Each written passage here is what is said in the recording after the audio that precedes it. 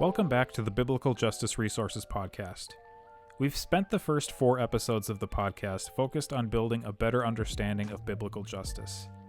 This is an element that will remain centered throughout the podcast, but today I want to think about the resources portion of our name, specifically what it looks like to find resources. Much has been said about the shifts in how we find information today with the rise of AI and social media. Online algorithms have made it so that we aren't always actively or intentionally choosing the information we see. You may have heard any number of reasons why this new media landscape is good or bad for you individually or for society at large, but have you ever considered whether there is a unique way that Christians should think about the way they are engaging information? As we think on this podcast about what it means to be resourced for the pursuit of biblical justice, the way we find and interact with resources is just as front of mind as the pursuit of biblical justice. That's why I'm so excited that our guest today is able to bring a wealth of knowledge on how we find resources, engage information, and navigate the internet with clarity, conviction, and care. Rachel Wightman is a librarian working as Associate Director of Library and Academic Support at Concordia University, St. Paul, an educator working at Concordia and with churches in the area, and a passionate advocate for the thoughtful intersection of faith and fact-checking. With over 15 years of experience and a master's degree in library and information science, she equips students and communities with tools to evaluate information wisely, engage ethically online, and live out truth with grace. Rachel is also the author of Faith and Fake News, a guide to consuming information wisely, a book which came out of a class she has offered in church settings to help Christians think about how they can foster informed, compassionate engagement in our online culture.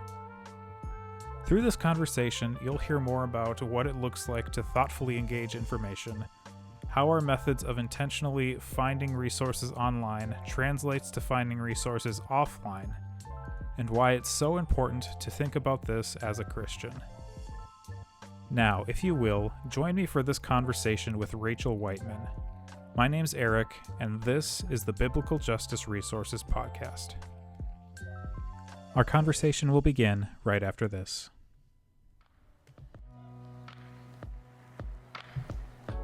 The Biblical Justice Resources Podcast is supported by listeners like you at patreon.com/biblicaljusticeresources. If you're interested in supporting the podcast and helping to resource individuals and the church for the pursuit of biblical justice, please consider giving today at patreon.com/biblicaljusticeresources. Again, visit patreon.com/biblicaljusticeresources to help support the podcast. Now on with the show.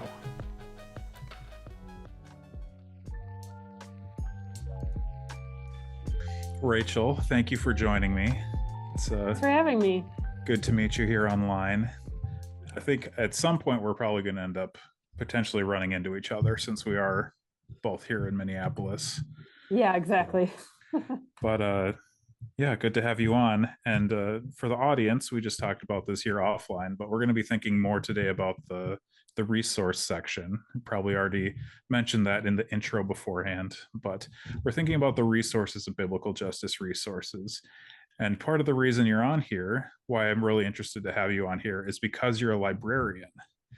And so that seems like a big part of your job. So I want to ask you first about just the vocation of being a librarian, because I think people could have the perspective of a librarian helps me check books out and then puts the books back on the shelves. How much more is there to being a librarian than that? Great question. Well, yeah, thank you again for having me. And yes, there is so much more. I love being a librarian, and maybe one way to kind of help people understand what a librarian does is if I just kind of share a little bit. I actually came to I really feel like it's a vocation of becoming a librarian actually through community development. And so I was actually looking at, I was in a master's program in community development and was taking classes. I was also working in a library at the time, but not in a librarian capacity. And one of my professors said that the best community developers are librarians because they connect people to people and people to information. and that really like reset me down a new trajectory. And I really love connecting people to information and to people and teaching people how to find that information appropriately and use it in ethical ways. It's so much more than the books on the shelf. And honestly, I have spent most of my career in a more teaching and management role than doing anything with the books. And so it's a really cool field in terms of that helping people find information. And I was a missionary for a short time as a librarian, and I felt like my work was so integrated even into the idea of like being a missionary, right? Like sharing truth with people and like sharing information with people just feels like a really natural outpouring of my faith and how to talk about truth and what does that look like to find sources and resources and information and to be good critical thinkers and engaging with, we live in a world that has a lot of information. And so librarians are really part of helping to organize that and help people find access to it and connecting people to that really good quality information. Yeah. What does it look like to be a missionary librarian? I feel like that's not a thing you hear. I know. I've never heard that before until now. Yeah. So I worked, this is the one time I actually did work a little more with books. I was at a small theology school in Uganda, and I was helping them organize their book collection. And then I also worked on installing their computers and helping give students computer literacy skills. And so it was kind of a combination of the two. And then I had the opportunity to go back a few years later, actually with my husband, who's also a librarian. And we kind of worked with a different school doing kind of some consulting work and just also thinking through some of that, like organizing information and helping them, we introduced them to as many like free resources as we could in terms of online resources and things like that. So yeah, it was a really cool opportunity to work with students from a lot of different East African countries and get to know them. And we're still in touch with many of them and love helping them. Yeah, that's really cool. And then you mentioned a couple of other things here that we're going to dive into with critical thinking skills, finding the resources, things of that nature. And I think some of those things potentially led to the book that you wrote. Or I know you have Faith and Fake News. That's the book we'll jump into. Yeah. You've also contributed to other things. Is that correct? Am I remembering that? Yes. I also had a chapter in an edited volume that came out the same year as my book called QAnon, Chaos, and the Cross. So an entire edited volume that included chapters from a lot of different scholars, which is very cool, like philosophy, history. I had a chapter just about like the misinformation that's really been perpetuated in the last few years and how people are engaging online, and some of the historical, political, philosophical things related to that. And then I have a number of other publications in the library field as well. Nice.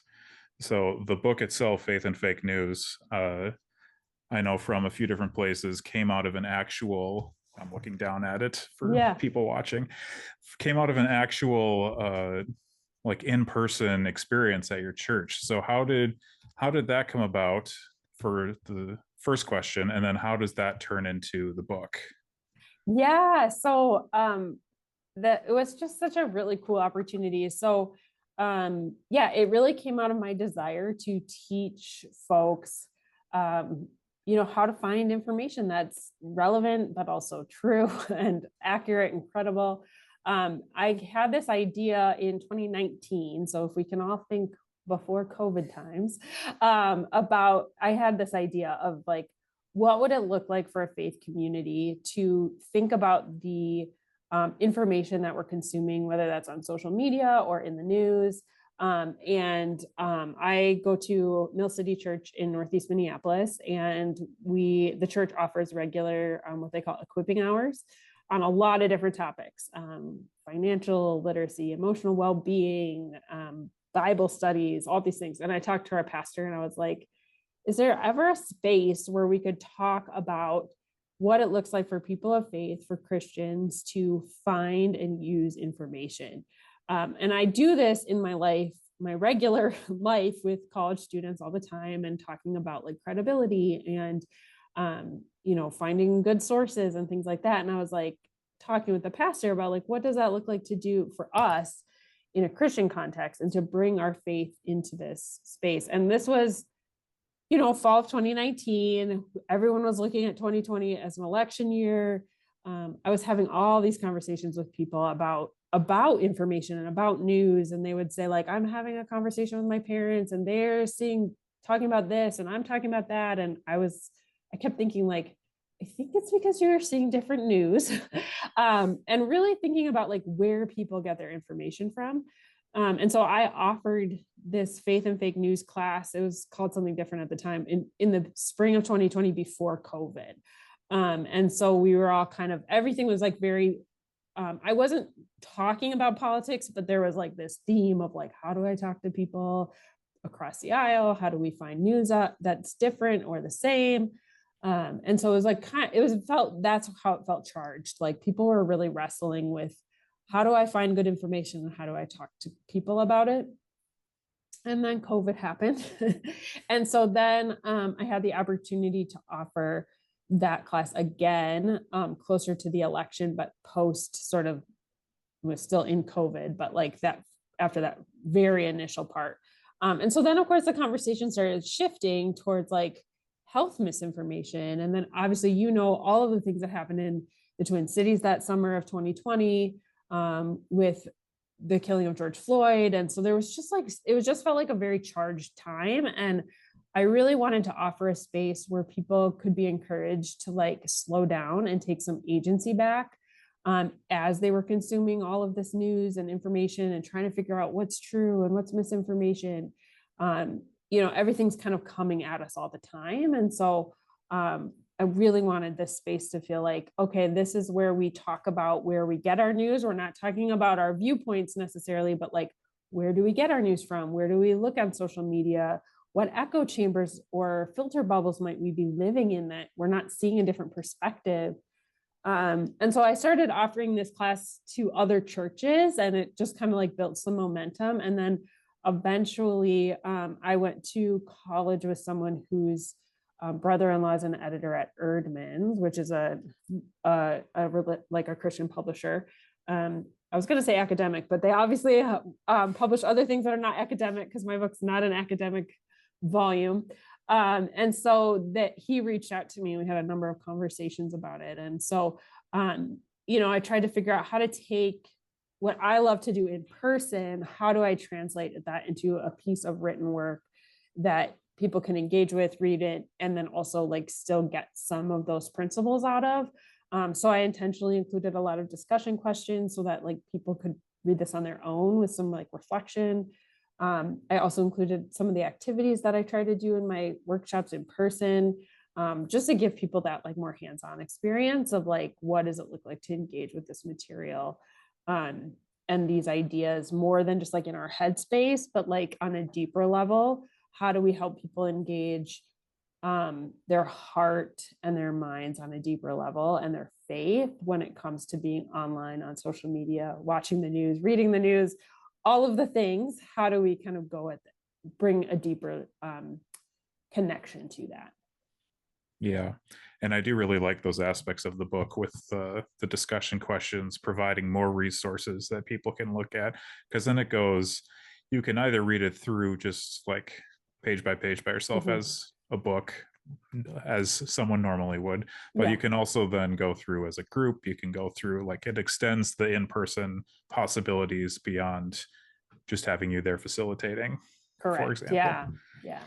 So we bumped up to it a couple times now, but specifically thinking about this for people of faith, Christian faith, why is it important? Why is this important for someone who is a Christian? Why is it important to think about what we're interacting with, from news to any other sorts of resources? It's funny because I think over the years, some parts of that feel like they have kind of shifted based on like what's happening around us, but at the same time, the core of it to me is still the same. And it just felt like when I first started those classes, and as I still talk about it today, like for people of faith, for us as Christians to want to be truth tellers and like peacemakers in our culture, it just feels so important to me that we are willing to engage our minds and like connect with information that is true. And there's so many ways that misinformation can spread online. And it doesn't feel like we're loving our neighbors well if we're spreading misinformation. Doesn't seem like a kind thing to me, to spread misinformation. And it happens both intentionally and not intentionally.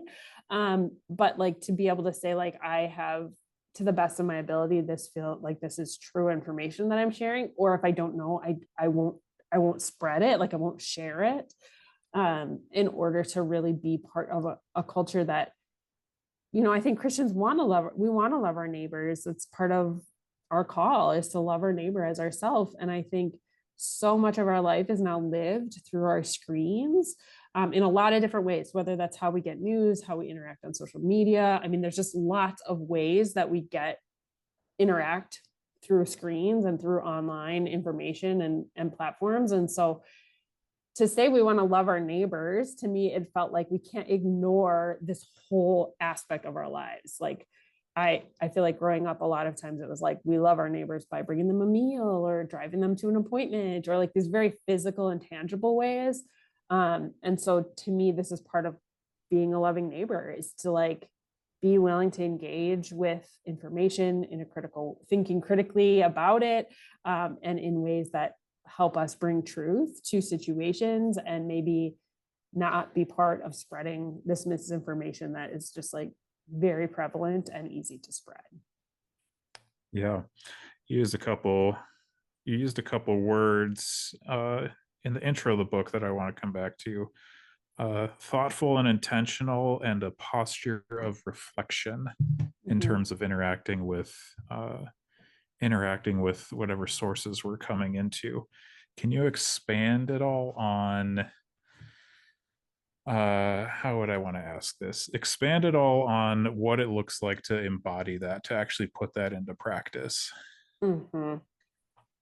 Yeah, I think so. One way, I think, so thoughtful, intentional, self-reflection. I think I don't just think, I know our online spaces, things like social media, news consumption, YouTube, all of these platforms are not designed for those things. They want us to keep looking at them, right? A lot of these platforms or influencers get money based on how we interact with things and how we click on them. And we have a culture that's just like always has information coming at us. And to me, it just feels like one way that we as Christians can maybe be a little bit countercultural is to be more reflective and intentional. So one way that might look is to notice ourselves, right? Our own emotional responses, and saying like, oh, this doom scrolling before bed doesn't make me feel great, so I need to be better at turning off my phone. Or maybe it's noticing that that self-reflection of like, wow, I am actually having a really like hateful posture towards, name your situation or group or people or whatever. And maybe I need to read some news sources that are from a different perspective so I can understand what's happening around me, and maybe gain some empathy for some other perspective. Or maybe it looks like choosing to take a break from social media. I mean, I've personally had to do that, where I'm like, you know what, this is not creating the fruits of the spirit in me. So I need to say, I'm going to actually just take a break, and I'm going to choose to like engage with my neighbor 2 doors down, and not just scroll on my phone or engage with whatever the thing is. I think being intentional also means like choosing where we get our information. I talk in the book, and maybe you were going to bring it up too, a lot about our, like the algorithms that kind of control what we see. And I think that can also create a lack of intentionality, because they're creating what we're seeing, right? These algorithms are just showing us the next thing based on what we've looked at in the past. And so we lose the chance to say, actually, I'm going to intentionally choose this other platform or news or author or whatever, because if we're just passively consuming, we lose some of our agency. And so some of that intentionality is taking some agency back and saying like, I'm going to choose to subscribe to whatever newspaper instead of just like seeing what news comes up on my Instagram feed, and choosing to like support journalists that are doing good work or whatever it is. Like those are some things I think that can help us be more intentional and take that agency and have that self-reflection of like noticing what's happening in our bodies, noticing what's happening in our minds, our emotions. How are we reacting? And then are there steps that we need to take so that we can be more in tune with maybe what the Holy Spirit's saying to us or what else is going on around us? Yeah. This next question, to some of what you just spoke of, is going to potentially have a very cynical premise, but hopefully we'll end up with a question that brings us into hope. So it feels to me like for the last 10 years, maybe, we've been talking about things like this, about the algorithm. Feels like that's around the time we started realizing sites were creating algorithms to have people on the site more often or for longer periods of time than they were actually like feeding us good content, or however you would want to define good content. And it feels like for the last 10 years, we've been talking about these are the ways that we need to, for lack of a better term, combat this for ourselves. And it feels like it's getting worse to me. Do you feel like that's an accurate assessment? And what are ways then that we can actually, so we just had a whole list of things that we can do to put them into practice that a lot of people I feel like maybe are not doing. How can we actually begin to do that? Have you seen that work through the classes that you've offered? What are ways that we actually implement the practices that we know that we should be implementing? Yeah, I mean, I think that's a good point. I think in some ways, some things in my book where I talk about the algorithms it feels almost dated at this point because it's like, yeah, we know about that. And I think part of my hope is that even just reminding ourselves that this is happening is a way for us to like re-engage with our own agency again, for lack of a better word, on some of these things. I will say there are a lot of organizations that are doing a lot of work around this because I think there's like two levels, right? There's our personal level, and we can only do so much. I mean, realistically. And then there's this like more systemic, kind of higher level that there are organizations. And I mean, there's legislation being talked about in a lot of places around things like social media and phones in classrooms and all of that. And then there's like nonprofits that are trying to do work. So there's a lot of like really high level things that are happening that where people are talking about this. And sometimes it can feel really, I think what you're also getting at is like, it's really overwhelming. Like what does it matter if I let the algorithm feed me my news or like, I don't, right? I think one thing that we can do in practice that is probably maybe, I don't know if I'd say it's the easiest, but it's one thing we can choose to do is to choose to go to news not through social media, which is not what most people do. There are Pew Research studies that show people mostly get their news from social media. But I do think intentionally going to a news site is one way that we can say, we're going to support these sites by going to them directly instead of saying like, well, we'll just see what pops up next. And sometimes that means like, we won't have access because there's a paywall and you need to subscribe, or you need to go to your local public library to get access. Most public libraries would provide online access to these newspapers, so you don't have to personally subscribe. And I think to me, that's one practice that I have worked really hard on, is like choosing to go to the sites themselves instead of just waiting for the clickbait headlines to pop up in my social media so that I can know what's happening. So that's one thing. And then I think on platforms like social media, finding those experts that can summarize things in a way that is as like less emotional, maybe is a way to put it, or something like where we can get some of that information without it being, because a lot of it is so emotional, like finding experts, which can be challenging, but finding those trusted voices, whether it's, through people we know or asking people, or there's like It is challenging. I'm going to admit it's very challenging to find things outside of our algorithms. Honestly, I've been trying to find new music on Spotify and it feels impossible Oh my goodness. because Yes. I'm like, I want some new music, but it keeps making me playlists based on what I already listened to. I'm like, I want something new, and it feels like I can't get anywhere with it.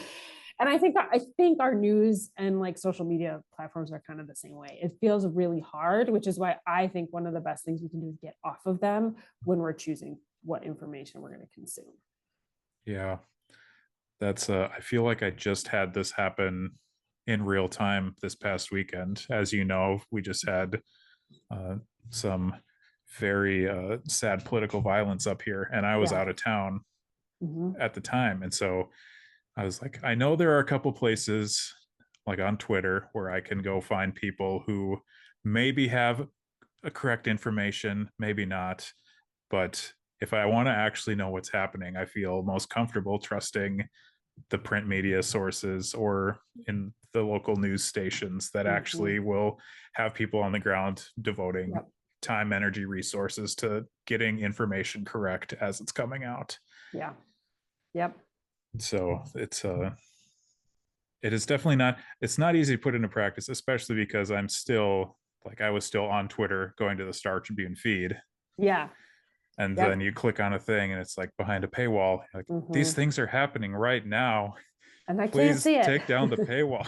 I know. I know. No, that's funny because I was actually out of town too, and I was in a different state. And I'm sure everyone listening will know, like when you travel somewhere else, then like things start changing based on your geographic location. And so even if you're out of town for a few days, suddenly like your suggested sources are slightly different. And I was kind of in the same place where I'm like, I want to get back to my Minnesota news.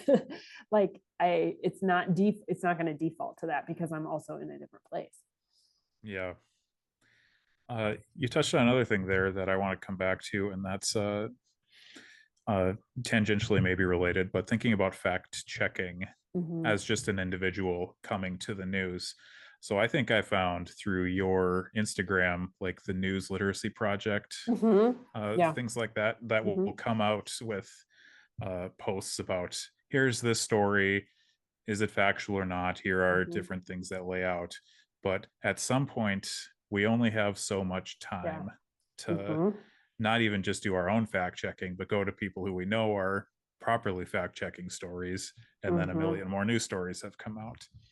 How much time would you, how much time would you say, I mean, this is going to be subjective, but how much time would you say should we actually spend going into fact checking, and what stories do we choose to pay that amount of time to?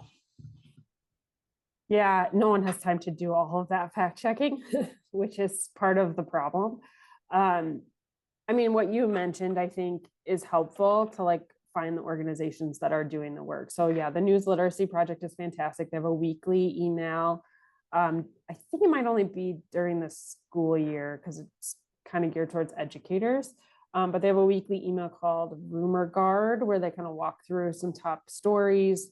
And I like that one because it comes in my inbox and then I can like kind of catch up on a few things without having to like go. It's like, well, I'm already in my email. I'll just skim through this one. I personally think that one of the biggest things that can help be an indicator for what to spend time fact checking are the things that evoke the most emotion in us. So that's that self-reflection piece, like noticing like, wow, this one caught my attention, noticing what about it caught my attention, and then maybe looking into it a little bit more to figure out if it's how much of it is accurate. So that to me is one indicator of something, because you're right, we can't look at everything, but those are the things that often we're responding with something inside of us, like whether it's our bias or our own past experience or something, personal, it's causing that emotional reaction. So those are things I think that are sometimes worth spending the extra time on. And it's hard because in that emotional state, it can be hard to be more open-minded. So sometimes it means coming back to it. And then I think the thing about fact checking that has also shifted a lot, it's not a lot, I think that is shifting, is like the things that happen that are really big, those print media or traditional newspapers are generally going to have pretty similar coverage of it. So it doesn't feel as much like we're fact checking things anymore. It's again more of those like clickbait headlines that catch our attention that we're like I saw something maybe last week about, I think it was like Medicaid. No, I don't know, Medicare, Medicaid. It was something that like, I was like, what is this? And so then I was like, okay, this is something where I need to look it up, because I was about to just like go off the headline. And it wasn't something that I was like, had sought out through, like the Star Tribune, for example, or whatever media outlet. So that, again, sorry, long answer to say things that cause emotional reaction is probably one way to start. In terms of fact checking. And then, I think we all have things that are important to us. We can't check everything. Unfortunately, we can care about everything, but we can't care about everything, like we have limited capacity. So I think there are certain topics that like we all feel more drawn to and called to pay attention to. And I think that makes sense to me. And not that we ignore all of the injustice around the world, but like finding those things that we really connect with. I don't know if I have much more of an answer than that, honestly. I think it's really hard to know where to start and what to spend time on. There are also a lot of news sources. Some of them, like I think Reuters and maybe the Associated Press, have some like fact checking similar kinds of things where they'll like show their sources. And sometimes I think things like that are helpful just to find where those fact check sources are, or resources, just because they're already doing the work. And sometimes that can be a way to like, again, if it can come in an email to me, that's a better way for me to just get a quick overview of something rather than having to like look up every single news article. Because I don't think we can, and I don't think we need to, honestly. Like, we know what happened, unfortunately, this past weekend. The news coverage on some of it's pretty similar, like the facts of it. Then you start getting into like those more nuanced interpretations of it. And that's where things can also get a little tricky, I guess. Yeah. Maybe seizing on that last point there, how do we think about the difference between news and interpretation, or news and commentary? Or it feels like a lot of quote unquote news is not actually news. So how do we think about the difference between those things? Yeah, no, it's a really important, I think, for us to notice when the things that we're either watching or reading are factual news versus commentary. Very little of it is just going to be a straight fact, like who, what, where, when. I think a lot of us in like elementary school had to like practice, right? Like, is this a factual statement or is this an opinion? And I think there's some like practice it takes to like go back to like thinking that through. A lot of the more traditional media will put at like the top of an article, whether it's a commentary or not, or an opinion piece or an op-ed or whatever. So that's helpful. But I think my biggest piece of advice when thinking about news is really to just know that like everyone brings their perspective, and every news organization has their own perspective. And so we can't necessarily remove ourselves to find things that are 100% neutral, but we can recognize like, oh, this is a commentary, and we can still pull out like, what are the facts that they're talking about? Okay, the who, what, where, when, what are those pieces of the story? That's the factual piece. And then after that, what is the commentary, and can I tell? I think I mentioned in my book, the website allsides.com. They show headlines from different news sources side by side, which can be really helpful to just see the difference in how people are talking about things, which feel more like a commentary versus news. And that I think is also really helpful, is like practice comparing different news sources so that you can start to see, oh, this is where they kind of went into their commentary. Oh, this is where we're sticking to the facts, and taking time. Again, I get that we all have limited time, but trying to like compare side by side some different news sources. Yeah. So jumping to a little different topic now, you're at Concordia, right? Do you, Concordia University, St. Paul. yeah, do you have enough interaction with students to see what their habits are? And do you feel like there's a change in trend at all with how they're interacting with things versus how other generations are? Yeah, I definitely think, yes, I still get to go in the classroom sometimes, which is great. And there are some classes that we go in and talk about this topic with. And I mean, definitely when I ask students, like, if you want to learn about current events, I don't even say the word news. If you want to know what's happening in fill in the blank, I'll pick some recent topic. Where do you go? Overwhelmingly, and again, this is anecdotal, it's social media, TikTok, Instagram, especially. And that's what is kind of mirrored in the research. Like I said, the Pew Research study has put out a couple things about where people get their news.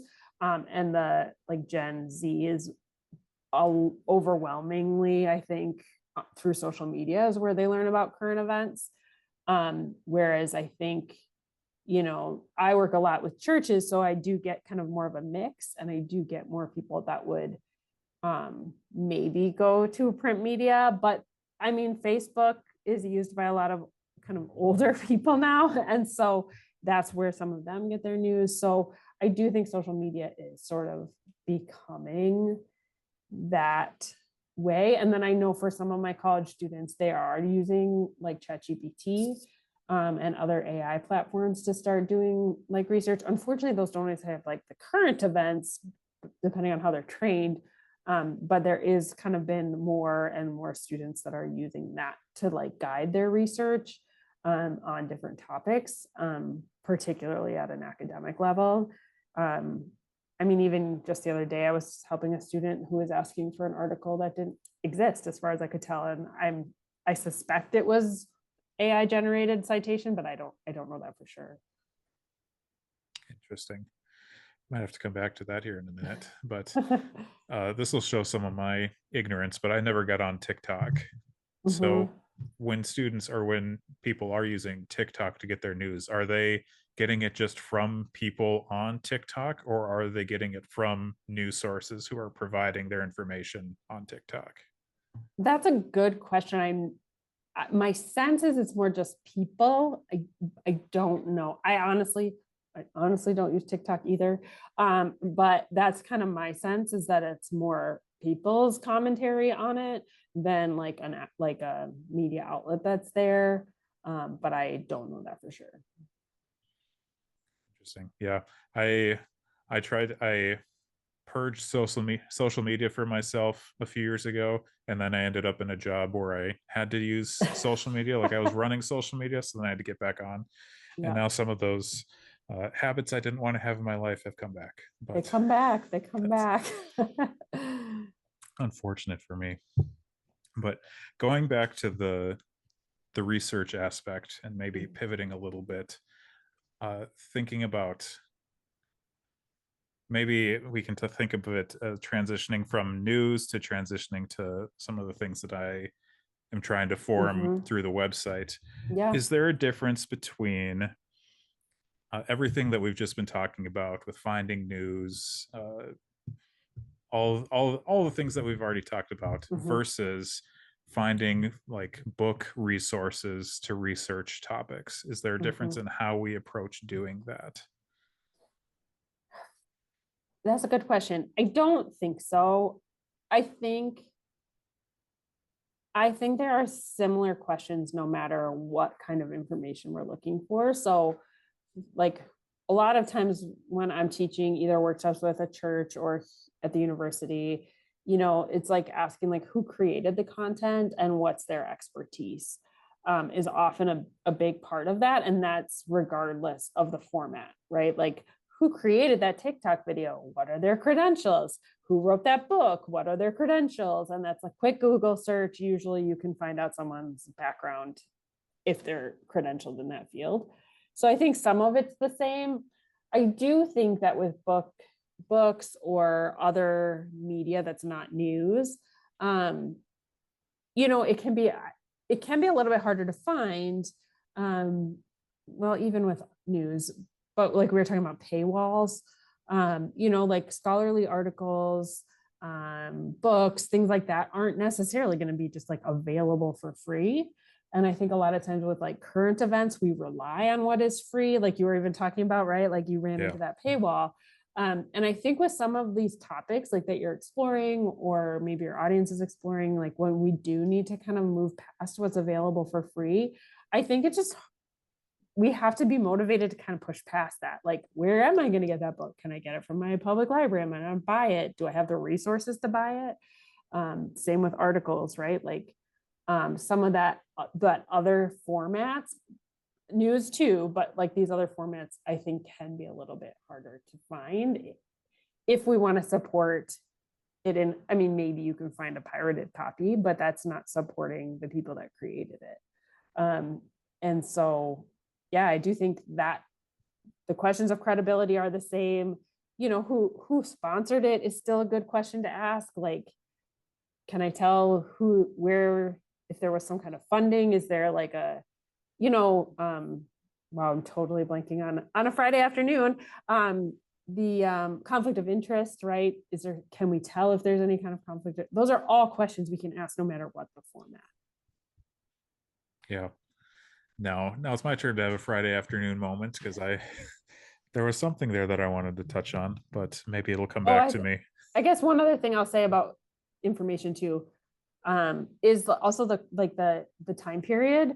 Depending on the topic, sometimes it really matters like how old the information is. So like, I don't, you know, like it's more relevant often with the news, right? We want what's current, but even with some of these other topics, like the way people talk about social issues has changed a lot in the last 25, 35, 50 years. And so even just noticing when things are created can make a big difference in kind of like how we interpret it.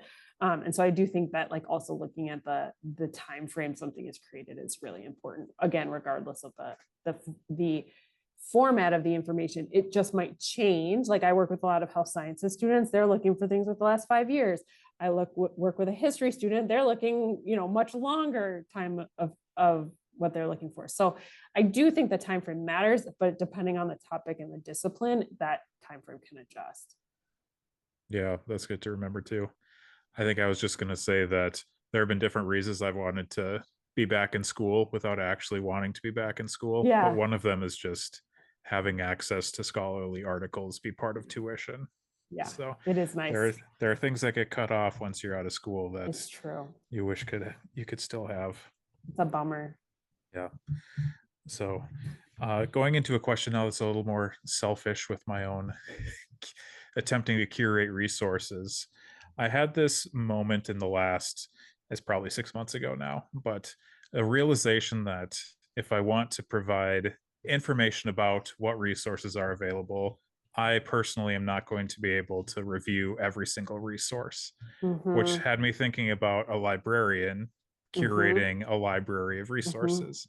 So how do librarians approach curating a collection when maybe they have not had the chance to actually read all the books or whatever other sorts of resources are included in the collection? Yeah, there are whole classes devoted to collection development. Yeah, we would say look for reviews that are already out there and use those to help us. One of the biggest things about curating a collection in a library is that it's really focused on the audience or the community that it serves. So that's why you can go to one public library and find different resources that are in a different public library, or same even with an academic library, because those resources are tailored to the community that's going to use them. So same with like your resources are going to be tailored towards the community that you're trying to reach out to. And so I think that that's a big part of it. And then, yeah, we rely a lot on recommendations from other folks, whether that's the people like our faculty and students make recommendations. We also, again, read reviews from other places to help us decide what to get. And then also, you know, we can't look at everything, but looking at like, who are those like credible, you know, people in their field that like are experts. and what are they creating, and how do we get those materials, making sure that we have those sort of seminal works would be another thing. In an academic library, we focus a lot on what supports the curriculum. So like we're here to really make sure we're providing resources that students can use in their assignments, which is very like a niche thing, but it's kind of that same idea of like what are the things that are going to support the people that are using it. And it is hard sometimes because sometimes we don't, we kind of have to make our best guess. But yeah, seminal work, seminal authors. Sometimes we've had to ask, faculty or other people, like, who do you see as those seminal ones? Because I'm not an expert in all the areas that we collect materials on. And so definitely needing those recommendations and those reviews. And thankfully, that is something that we don't read necessarily the Amazon reviews, but like some of those there are a lot of book review sites that can be that we've used that are really helpful in terms of helping us figure that out, who are, reviewed by experts in their own way. Yeah. And then this maybe isn't as much part of your job, but in terms of including resources in a library, for example, that the person doing the curating does not agree with, what does it look like to include? I mean, this probably goes back to the news practices too, but what does it look like to include resources that you don't agree with as part of the collection? Yeah, I mean, that is kind of like the whole like conversation that librarians have. I think there are some that would say like, it's tricky because it's like, I don't want to speak for librarians everywhere, but I think that's like really what we're trying to do, right? Is like provide access to information. And sometimes that means we have to provide access to information we don't necessarily agree with. But that's because it's what serves our community for whatever reason. And to be able to provide that those diverse set of voices, and make sure we're kind of giving a wide variety. There's a lot of conversation happening in like the library world about that, and like where those lines are. And there's obviously a lot happening in that realm, like with book bans, and especially at like K-12 schools and public libraries. It's a really challenging thing to figure out, like, how do you collect for your community? How do you collect things that you don't agree with? But I would say that like one of the like core pieces of librarianship really is that access to information and trying to provide that wide variety, regardless of whether I personally agree with it. I'm providing access to someone who might need it. And there's a strong core tenet of librarianship around like every book. They teach us when I was getting my master's, every book has its reader and every reader has their book, and so like making sure we're providing that access is really important.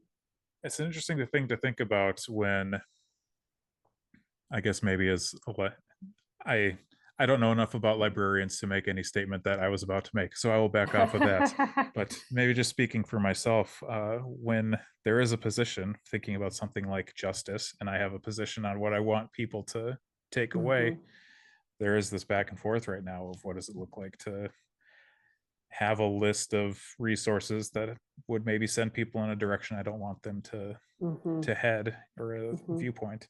But I think to that point, and I think that thinking about book bans without being in the field, there's some a personal viewpoint thinking about book bans. There does have to be some level of critical thinking teaching that happens so that when you engage a book, it's not only that you would like, I would hope that reading whatever resource you interact with is helping to shape your worldview somehow, and that you wouldn't just have a wall up to say, this is my worldview, here is a book, I don't agree with anything in this book.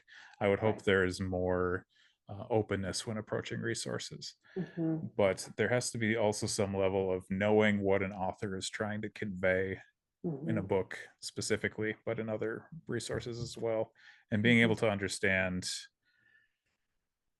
whether it be just different literary styles, different Mhm. whatever else. Now, I'm going into a monologue that I don't need to go into right now, but It's complicated, and yeah, it really, it's a really, I totally get it. I have had to put books into collections before that I was like, ooh, I don't know what I think about this. I don't know if I, like if I want to make this available. And it depends on I should also add, it depends on, the institution. Like, I think a public library has a very different mission than, say, an academic library at a small Christian university, right? Like, there's different missions. And so there is a little bit of push and pull there too, around like that idea of like providing access to everything, but yet an institution can have a very specific mission. And so, like, how do you balance that? Um, it also depends on the mission, not just who we're serving, but also like the mission of the library. yeah. So thinking about that, there may be things mission of the library specific where like it doesn't make sense to include this Correct. resource. Correct. Uh, are there other reasons not to include a resource in a library?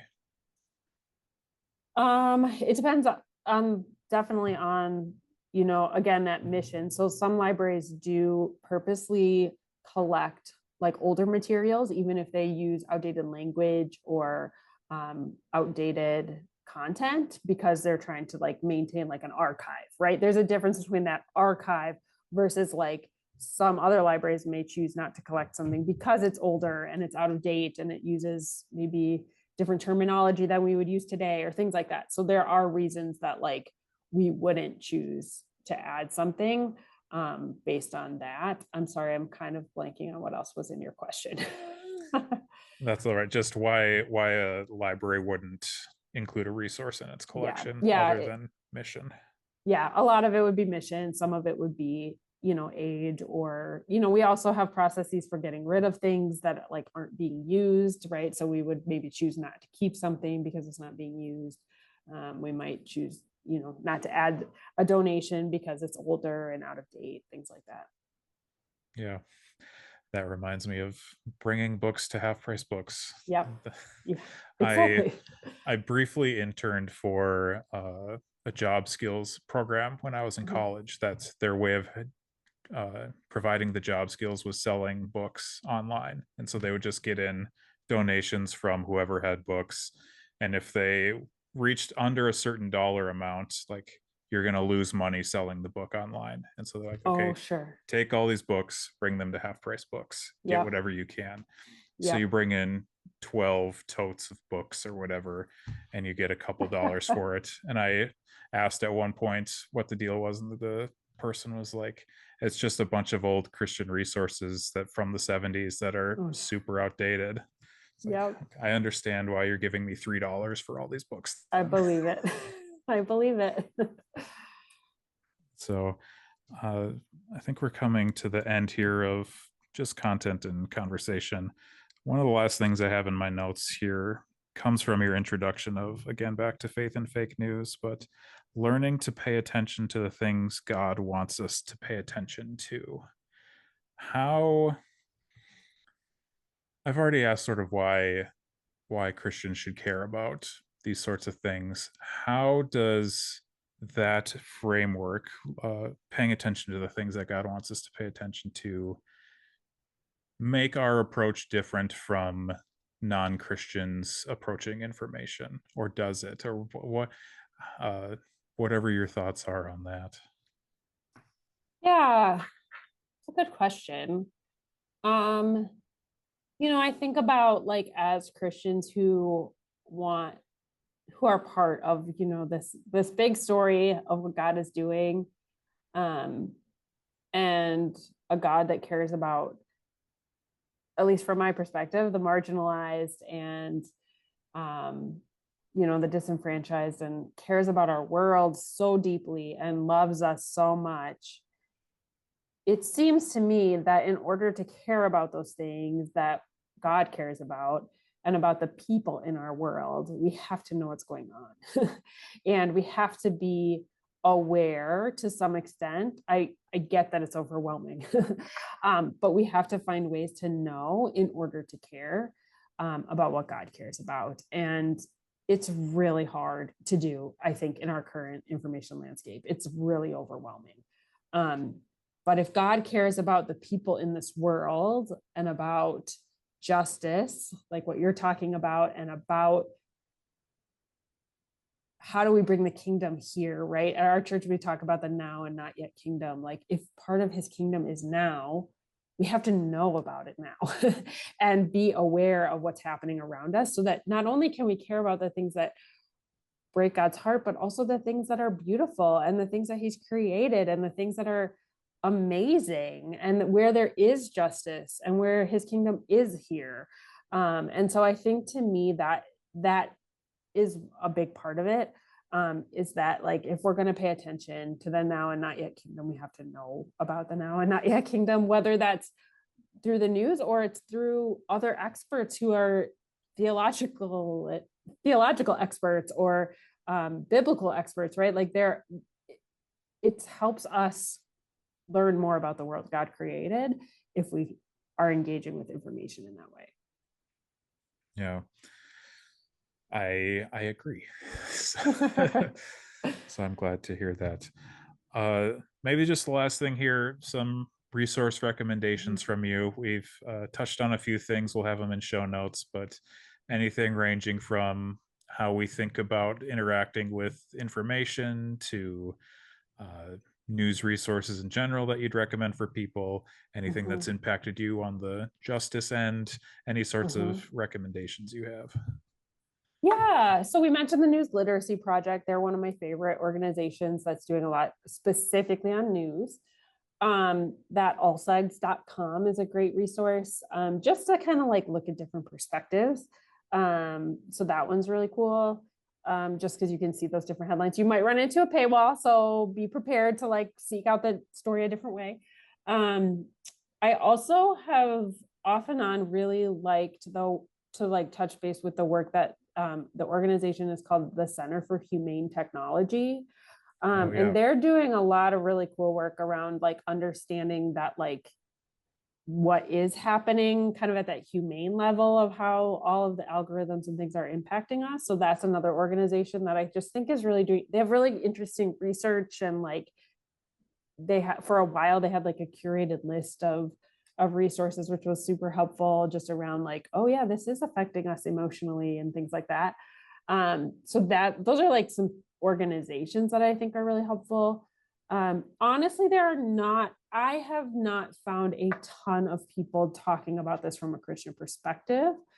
So pretty much all my resources come from my like librarian world. There's an author named Mike Caulfield that I'm sure I mentioned in my book. He also wrote a book, I think it was like a year ago. It's called Verified. Tons of just like really practical things you can do when you're online to like verify things. And his name is Mike Caulfield. And then I quote Adam Grant's Think Again book in my book. And I think his work is also really helpful for helping us just think about, how do we think about things in a new way, and how can we be open-minded and like take in different perspectives.